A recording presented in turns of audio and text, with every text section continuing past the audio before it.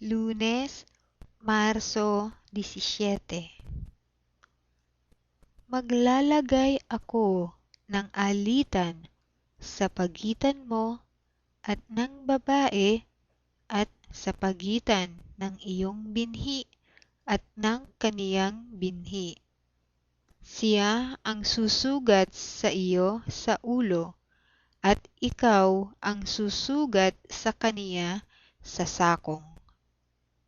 Henesis, Kabanatang 3, Talatang 15. Nang hikayatin ni Satanas sina Adan at Eva na maghimagsik laban sa kanilang may lalang, ibinangon niya ang dalawang napakahalagang issue.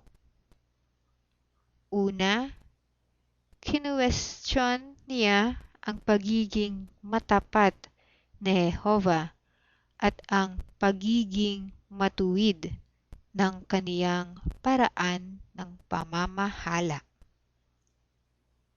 Ikalawa, ipinahiwatig ni Satanas na maglilingkod lamang ang mga tao sa Diyos para sa sarili nilang kapakanan.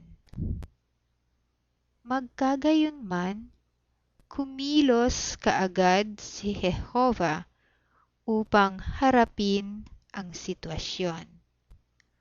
Nasa hardin pa nga ng Eden sina Adan at Eva, inihula na ni Jehovah kung paano niya lulutasin ang mga issue.